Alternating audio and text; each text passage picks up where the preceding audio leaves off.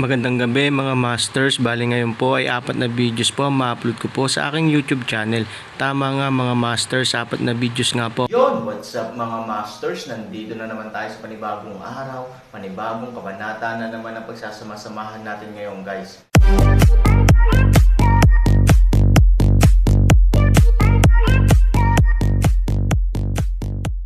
Bali mga masters, kung bago ka pa lang po sa aking YouTube channel, please click the subscribe button, lalong-lalo na po yung notification bell guys, para maging connected pa rin tayo sa isa't isa at maging updated kayo sa mga susunod ko pang video. Bali mga masters, bago natin umpisahan ng kwento ay mag-shoutout po muna tayo para sa mga solid nating tagapakinig. Shoutout kay Danino Wamar at shoutout kay DM3XT. Yun na nga mga masters, no? Bali hindi na ito patagalin. In 3, 2, 1, let's go! Kabanata 2916 hanggang 2920. Isang linggo. Sabi ni Mo Yanxiang. Bagaman ito ay isang huling paraan upang sabihin ito. Ngunit para kay Yang Wanlin, nabigla siya. At kung alam ni Yang Bin ang tungkol dito, magugulat siya. Ito si Yanxiang Mo. Ang kanyang lakas ay kilala sa Yanjing, ngunit hindi pa siya narinig na nakikipagkompromiso sa sinuman. Sa linggong ito, makakahanap ka ng paraan para makitungo sa akin, o maaari mong ibalik ang nakuha mo sa pamilya Chi sa lalong madaling panahon, ngunit gusto kong bigyan ka ng babala na ang una ay hindi madaling puntahan. Kung gagawin mo ang ipinangako mo sa akin sa loob ng isang linggo, tatanggalin ko ang pamilya mo sa Yanjing. Sabi ni Aaron. Malapit nang maglabas ng tubig ang mukha ni Mo Yanxiang. Sino ang maglakas loob na sabihin ito sa kanya pagkatapos na gumugol ng maraming taon sa Yanjing? Natatakot ako na baka isipin ng sino man na biro lang ang 4 na salitang ito kapag tinanggal sila sa pamilya mo. Pumunta si Aaron kay Chi Yian at sinabing, "Let's go." Kung sinira niya ang kanyang pangako, babayaran ko siya. Tumanggo si Chi Yian, at umalis ang party sa courtyard ni Mo. Pagdating niya sa tarangkahan ng patio ni Mo, sinabi ni Aaron kay Yang Wanlin, "Tulungan mo akong mag-ayos ng ligtas na tirahan para sa kanila." Mas mabuting ilihim ito. Sa isang linggo, hindi sigurado si Aaron kung ano ang gagawin ni Mo Yanxiang, kaya kailangan niyang tiyakin ang kaligtasan ng pamilya. "Lauhan, ipaubaya mo sa akin ang bagay na ito. Hinding-hindi ko hahayaang may kinalaman sila sa iyo." Tinapik ni Yang Wanlin ang kanyang dibdib at tiniyak na nasaksihan niya ang lakas ng Aaron. Kinuha ni Yang Wanlin ang mga salita ni Aaron bilang isang imperial na kautusan, at naniniwala siyang hahayaan siya ni Yang Bin na gawin din iyon. "Kailan kaya kita makikita?" Bago sumakay sa bus, tinanong ni Chi Yian ang Aaron. "Magkaibigan tayo at maraming pagkakataon na magkita sa hinaharap," sabi ni Aaron. Tumanggo si Chi Yian at sumakay sa bus. Si Chi Donglin ay maraming nasugatan, ngunit sa paglipas ng panahon, siya ay naging mas mabuti. Nakakaramdam pa rin ng kakaiba si Chi Donglin sa tulong ni Aaron. Kung tutuusin, hindi siya kamag-anak ni Aaron. Talagang hindi niya maisip kung bakit dapat masaktan ng Aaron ang pamilya ni Mo at tulungan siya. "Yian, kilala mo ba siya?" Nakikita ni Chi Donglin ang espesyal na pag-aalala ni Aaron para kay Chi Yian, kaya naisip niya na ang dahilan kung bakit ang Aaron ay lalapit upang tumulong ay dapat na nauugnay kay Chi Yian. Umiling si Chi Yian. Hindi niya alam ang Aaron, ngunit sinabi rin ni Aaron na may dahilan ito, ngunit walang paraan upang sabihin sa kanya. "Dad, sa tingin ko mapagkakatiwalaan siya," sabi ni Chi Yian. Tumanggo si Chi Donglin, anuman ang dahilan kung bakit tumulong si Aaron, basta't siya ay mapagkakatiwalaan, hanggat wala siyang ginagawang masama kay Chi Yian, kung gayon ang mga dahilan ay hindi na kailangang guluhin. "Sa pagkakataong ito ang aking pamilya Chi ay maswerte, kung hindi ko alam kung ano ang magiging resulta." Napabuntong hininga si Chi Donglin, natutuwa ang Aaron na lumabas sa oras, kung hindi ay mag-awit sina Chi Yian at mag-ina ni Ouyang Fei dahil sa kanyang kawalang ingat. Kasabay nito, ikinalungkot din ni Chi Donglin ang lakas ni Aaron sa kanyang puso. Kahit si Mo Yanxiang ay walang paraan para harapin siya. Gayunpaman, hindi maisip ni Chi Donglin kung paano masasabing isang basura ang gayong makapangyarihang tao. Si Yang Wanlin ay may sariling lihim na base. Ito ang lugar kung saan madalas siyang mag-party. Hindi maiiwasan na magkaroon ng magulong pribadong buhay ang mayamang Young Master. Natural, Kailangan niya ang ganitong uri ng lihim na base upang malayang mailabas ang kanyang kalikasan. Pagkatapos manirahan sa isang pamilyang may tatlo, hindi na makapaghintay si Yang Wanlin na bumalik sa pamilya Yang. Dapat niyang sabihin kay Yang Bin ang nangyari sa pamilya Mo sa lalong madaling panahon. Ang kanyang panloob na pangangailangan ng madali ang pagkilos ay ginagawang sabik siyang magbahagi. Pag-uwi, dumiretso si Yang Wanlin sa pag-aaral ni Yang Bin. Sa pangkalahatan, walang sino man ang nangangahas na gambalain si Yang Bin kapag siya ay nasa kanyang pag-aaral, na siyang panuntunan din na itinakda ni Yang Bin sa pamilya Yang. Ngunit dahil nagsimulang makipag-ugnayan sina Yang Wanlin at Aaron, nagbukas si Yang Bin ng berdeng channel para kay Yang Wanlin. Kahit noong siya ay nasa pag-aaral, basta ito ay may kaugnayan sa Aaron, maaaring puntahan siya ni Yang Wanlin. Lao Zu, bumalik na ako. Nakatayo sa harap ng mesa, magalang na sinabi ni Yang Wanlin. Ibinaba ni Yang Bin ang kanyang brush, isang pares ng ligaw na damo ay katatapos lang, lumilipad ang font, ngunit ang kanyang isinulat ay hindi maintindihan. Kumusta na? Tanong ni Yang Bin. Nagsimulang ipaliwanag ni Yang Wanlin ang nangyari sa tahanan ni Mo para kay Yang Bin. Hindi niya binitiwan ang kahit na anong maliliit na detalye at sinabi iyon nang lumilipad ang mga kilay. Sa prosesong ito, nasa sabik at nag-aalala rin si Yang Bin. Kung tungkol sa pagkakakilanlan ng maliit na lalaking iyon, napakalinaw ni Yang Bin. Minsan siyang nanalo ng kampyon ng Wuji Summit para sa pamilya Mo sa loob ng 3 magkakasunod na taon. Isa siyang tunay na malakas na tao sa Yanjing, ngunit hindi niya inaasahan na ngayon ay nahulog na siya sa ganoong larangan at iniwan ng Aaron. Ang hindi inaasahan ni Yang Bin ay talagang makikipagkompromiso si Mo Yanxiang sa Aaron. Lao Zu, hulaan mo ang sinabi ni Aaron bago siya umalis sa pamilya mo. Ibinenta ni Yang Wanlin ang pass at tinanong si Yang Bin. Umiling si Yang Bin. Ang mga bagay na nasa harapan niya ay sapat na para mabigla siya. Bukod dito, ang paraan ng Aaron ay talagang hindi maintindihan. Paano niya mahulaan ang sinabi ni Aaron, kung hindi gagawin ni Mo Yanxiang ang ipinangako niya sa kanya sa loob ng 1 linggo, tatanggalin niya ang pangalan ng pamilya Mo. Ang pangungusap na ito ay sinabi sa harap ni Mo Yanxiang, sabi ni Yang Wanlin.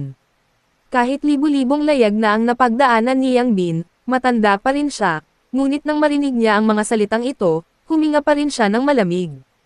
Ang Aaron ay talagang matapang na sabihin ito sa harap ni Mo Yanxiang. Ngunit kung iisipin mo, ang Aaron ay talagang kwalipikadong magsabi ng gayon, hindi ko inaasahan na si Mo Yanxiang, isang matandang lalaki, ay tatamaan pa rin ng ganito sa kanyang mga huling taon sa Baitawa. Sa oras na ito, natuwa din si Yang Bin na maaga niyang nakilala ang Aaron. Kung pahihintulutan ang ibang tao na mamuno, natatakot ako na ang ganitong klase ng suliranin ang kailangang harapin ng pamilya Yang. Biglang nagbago ang mukha ni Yang Bin, at tinanong niya si Yang Wanlin, ano bang problema ng kumpanya ng Feng Chen? Nagbibigay ba ng sapat na tulong ang pamilya Yang? Lao Zu, hindi mo ba sinabi na step by step, depende ito sa performance ng Aaron, tanong ni Yang Wanlin. Akala nga ni Yang Bin noon, pero naalala siya ng pangungusap. Hiniling ni Aaron sa pamilya Mo na gawin ito sa loob ng 1 linggo, dahil nangako ang pamilya Mo. Nangako rin ang pamilya Yang ng Aaron 3 buwan, isang piraso ng payo sa pamilya Yang ito ay isang pagkabigla sa tigre, seryosong sabi ni Yang Bin. Si Yang Wanlin ay walang kamalayan ni Yang Bin sa bagay na ito, na nagpapakita rin ng agwat sa pagitan nila ni Yang Bin. Bago may binanggit si Yang Bin, naisip lang niya na ito ang babala ni Han Sanchen sa pamilya Mo. Ngayon pag-isipan mong mabuti, tila may katotohanan nga. Nilinaw ng Aaron na kung hindi niya gagawin ang kanyang ipinangako, kailangan niyang tanggalin ang pangalan ng pamilyang Mo, at nangako rin sa kanya ang pamilya Yang, at may takdang panahon.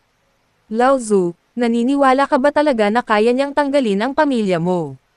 Curious na tanong ni Yang Wanlin, ang ganitong uri ng mga salita ay puno ng pananakot, ngunit hindi ibig sabihin na magagawa ito ng Aaron. Ang pamilya Mo, kung tutusin, ay isang matandang pamilya na nakatayo sa Yanjing sa loob ng maraming taon, at may malalim na pundasyon sa Yanjing. Paano matatanggal ng Aaron ang kanyang pangalan kapag sinabi niya ito?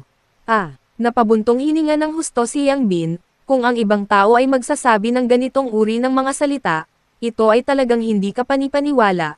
Ang pamilya Mo ay isa sa 3 malalaking pamilya, paano ito madaling maalis? Gayunpaman, ang Aaron ay hindi rin simple. Kung talagang may pagkakakilanlan siya ng Chunky Chansey level strongman, ano ang ibig sabihin ng pamilya mo sa kanya? Kahit gaano kalakas ang pamilya mo, business family lang. Gayunpaman, ang Apocalypse ay isang organisasyon sa itaas ng secular na mundo, at ang lakas nito ay hindi maihahambing sa lakas ng pamilya mo. Sa makatuwid, ang mga salita ng Aaron ay lubos na mahalaga. Nang makitang tumatango si Yang Bin, malamang na nahulaan ni Yang Wanlin ang saloobin ni Yang Bin sa bagay na ito, at hindi niya maiwasang huminga. Kung iisipin ng mga ninuno, maaaring talagang banta ng Aaron ang pagkakaroon ng pamilya mo. Sa ganitong paraan, ipinanganak si Yang Wanlin na may ibang ideya. Dahil maaaring sirain ng Aaron ang pamilya mo, bakit hindi itulak ang bangka gamit ang agos at hayaang tulungan ng Aaron ang pamilya Yang na maalis ang kanilang matagal ng kalaban? Lao Tzu, kung magagawa niya, kailangan ba nating gawin ang tungkol sa pamilya Qi, para hindi matupad ng pamilya mo ang kanilang pangako? Iminungkahi ni Yang Wanlin. Ano ang naiisip ni Yang Wanlin? Yang Bin nitong matandang Zoro kung paanong hindi maiisip, ngunit hindi siya nang ahas na gawin ito ng madali, dahil ang disguise na paggamit ng Aaron na ito, kapag ipinaalam sa Aaron, ay magiging sanhi ng kung anong uri ng mga kahihinatnan, ay Yang Bin hindi maisip. Kahit na si Aaron ay 14 na taong gulang pa lamang, hindi kailanman tinatrato ni Yang Bin si Aaron bilang isang bata. Ang kanyang lakas at ang kanyang lungsod ay hindi maaaring magkaroon ng isang bata.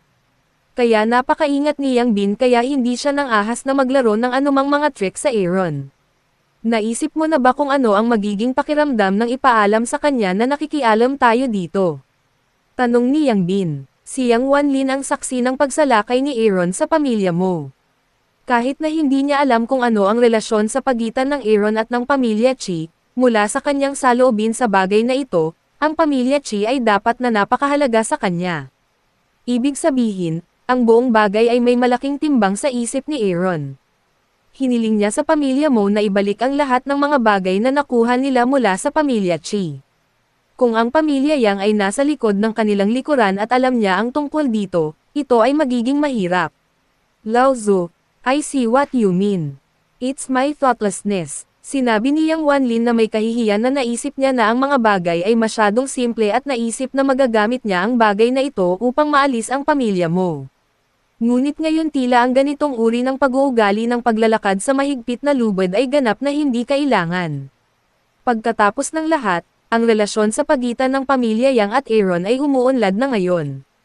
In the future, there is no need to take risks to offend Aaron. Wala nang iba, bumaba ka muna, sabi ni Yang Bin. Tumanggo si Yang Wanlin at lumabas ng study. Excited ka ba? Pagkaalis ni Yang Wanlin, nagtanong si Song Yun, na nakatayo sa likod ni Yang Bin. Bumantong hininga si Yang Bin at sinabing, ito ay isang magandang pagkakataon para maalis ang pamilya mo. Siyempre, magagalaw ako. Ilang dekada na akong nakikipag-away sa kanya. Ngayon ay may pagkakataon na akong hayaang mapunta sa impyerno ang pamilya mo.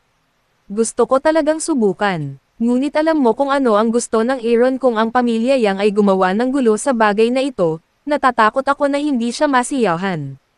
Ipinaalala ni Song Yun na kailangan niyang hayaan si Yang Bin na magkaroon ng mas malalim na pag-unawa sa mga kalamangan at kahinaan ng bagay na ito.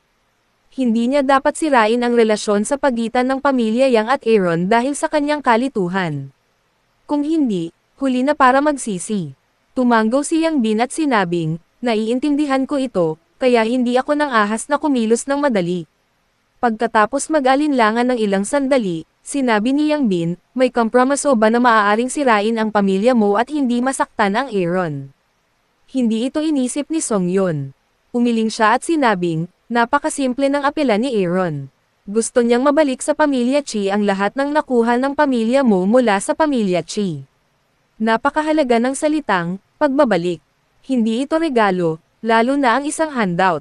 Kung gusto mong magbigay ng iba pang matamis sa pamilya Qi, baka may insulto ka ng Aaron.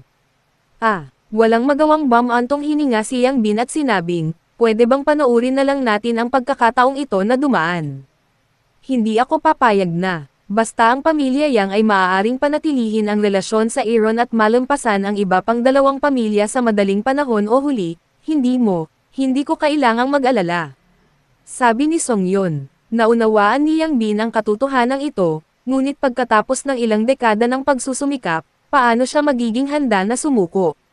Gayunpaman, pagkatapos na isipin ang tungkol sa mga kalamangan at kahinaan ng bagay, nagpa siya pa rin si Yang Bin na manatili.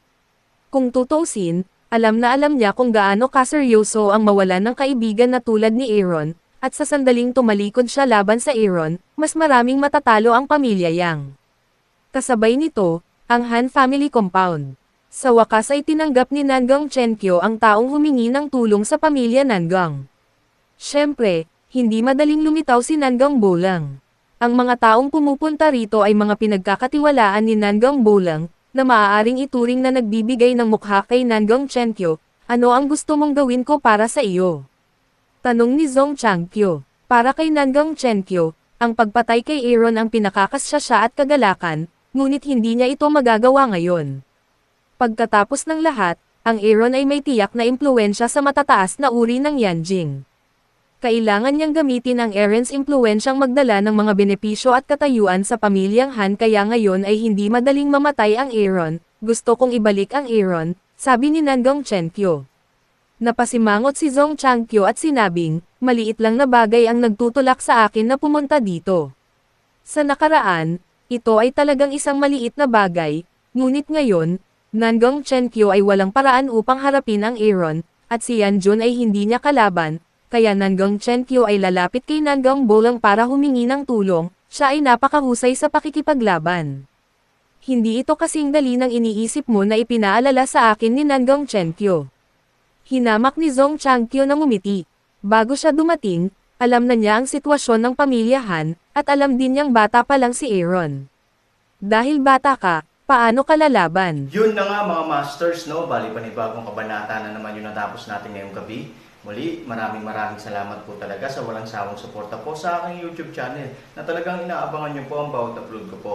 Bali mga masters, magkita-kita ulit po tayo bukas ng gabi at ngayon po ay magpapaalam po muna tayo. Bali mga masters, bye-bye!